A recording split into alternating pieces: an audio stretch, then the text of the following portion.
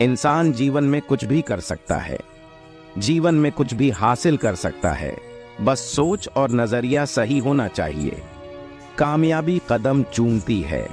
इस बात को सार्थक साबित करती इस कहानी को पूरा अवश्य सुने। एक भिखारी था। रेल सफर में भीख मांगने के दौरान एक सूट बूट पहने सेठ को उसने देखा।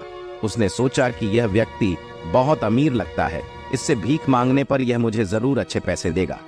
भिखारी उस सेठ से भीख मांगने लगा। भिखारी को देखकर उस सेठ ने कहा कि तुम हमेशा मांगते ही हो, क्या कभी किसी को कुछ देते भी हो? भिखारी बोला, साहब मैं तो भिखारी हूँ, हमेशा लोगों से मांगता ही रहता हूँ, मेरी इतनी औकात कहाँ कि मैं किसी को कुछ दे सकूं। सेठ बोले, जब किसी को कुछ दे नहीं सकते तो तुम्हें मांगने का भी कोई अधिकार नहीं। मैं एक व्यापारी हूँ और लेन देन में ही विश्वास करता हूँ। यदि तुम्हारे पास मुझे कुछ देने को हो तभी मैं तुम्हें बदले में कुछ दे सकता हूँ। तभी एक स्टेशन आ गया जहां पर उस सेठ को उतरना था। सेठ ट्रेन से उतरा और चला गया। इधर भिखारी सेठ की कही गई बात के बारे में सोचने लगा। सेठ के द्वारा कही बात उस भिखारी के दिल में उतर गई। वह सोचने लगा कि शायद मुझे भीख में अधिक पैसा इसीलिए नहीं मिलता क्योंकि मैं उसके बदले में किसी को कुछ दे नहीं पाता हूँ, किंतु मैं तो भिखारी हूँ, मैं किसी को कुछ देने लायक भी नहीं हूँ। लेकिन कब तक मैं लोगों को बिना कुछ दिए केवल मांगता ही रहूंगा। बहुत सोच विचार करने के बाद भिखारी ने निर्णय किया कि जो भी व्यक्ति उसे भीख देगा उसके बदले में वह भी उस व्यक्ति को कुछ ना कुछ जरूर देगा। लेकिन अब उसके दिमाग में यह प्रश्न चल रहा था कि वह खुद भिखारी है तो भीख के बदले में वह दूसरों को क्या दे सकता है। इस बात को सोचते हुए पूरा दिन गुजर गया, लेकिन उसे अपने प्रश्न का कोई उत्तर नहीं मिला। दूसरे दिन जब वह स्टेशन के पास बैठा हुआ था तभी उसकी नजर कुछ फूलों पर पड़ी जो स्टेशन के आसपास के पौधों पर खिल रहे थे।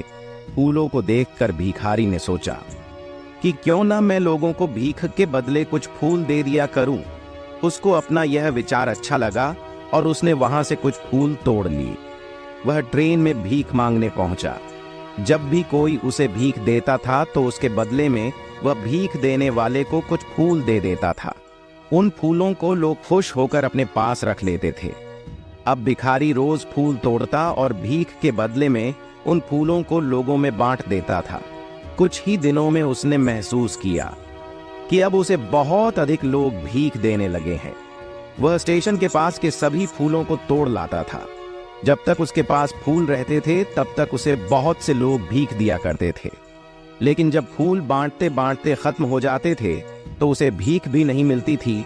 एक दिन जब वह भिखारी भीख मांग रहा था तो उसने देखा कि वही सेठ ट्रेन में बैठे हैं, जिसकी वजह से उसे भीख के बदले फूल देने की प्रेरणा मिली थी।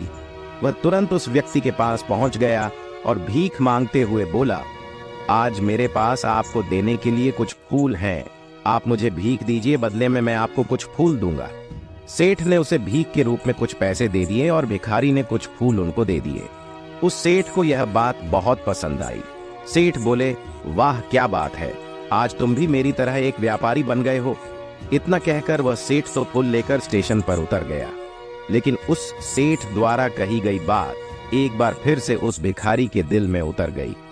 भिखारी बार बार उस सेठ के द्वारा कही गई बात के बारे में सोचने लगा और बहुत खुश होने लगा। उसकी आंखें अब चमकने लगीं। उसे लगने लगा कि अब उसके हाथ सफलता की वह चाबी लग गई है जिसके द्वारा वह अपने जीवन को बदल सकता है। वह तुरंत ट्रेन से नीचे उतरा और उत्साहित होकर बहुत बड़ी तेज आवाज में ऊपर आसमान की ओर देखकर बोला, मैं भिखारी नहीं हूं, मैं तो एक व्यापारी हूं। मैं भी उस सेठ जैसा बन सकता हूं, मैं भी धनवान बन सकता हूं।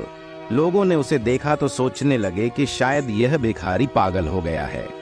अगले दिन से वह भिखारी उस स्टेशन पर फिर कभी नहीं देखा। एक वर्ष बीत जाने के बाद इसी स्टेशन पर दो व्यक्ति सूट बूट पहने हुए यात्रा कर रहे थे। दोनों ने एक दूसरे को देखा तो उनमें से एक ने दूसरे को हाथ जोड़कर प्रणाम किया और कहा, क्या आपने मुझे पहचाना? तो वह सेठ बोले, नहीं, शायद हम लोग पहली बार मिल रहे हैं। तो दूसरा व्यक्ति कहता है कि सेठ जी, आप याद कीजिए, हम पहली बार नहीं बल्कि तीसरी बार मिल रहे हैं। सेठ बोले, मुझे याद नहीं आ रहा, वैसे हम पहले 2 बार कब और कहां मिले थे? पहला व्यक्ति मुस्कुराया और बोला, हम पहले भी 2 बार इसी ट्रेन में मिले थे। मैं वही भिखारी हूं जिसको आपने पहली मुलाकात में बताया कि मुझे जीवन में क्या करना चाहिए, और दूसरी मुलाकात में बताया कि मैं वास्तव में कौन हूं। नतीजा यह निकला कि आज मैं फूलों का एक बहुत बड़ा व्यापारी हूं और इसी व्यापार के सिलसिले में दूसरे शहर जा रहा हूं। आपने मुझे पहली मुलाकात में प्रकृति का नियम बताया था, जिसके अनुसार हमें तभी कुछ मिलता है जब हम कुछ देते हैं। लेन देन का यह नियम सिलसिला वास्तव में काम करता है। मैंने यह बहुत अच्छी तरह महसूस किया है, लेकिन मैं खुद को हमेशा भिखारी ही समझता रहा।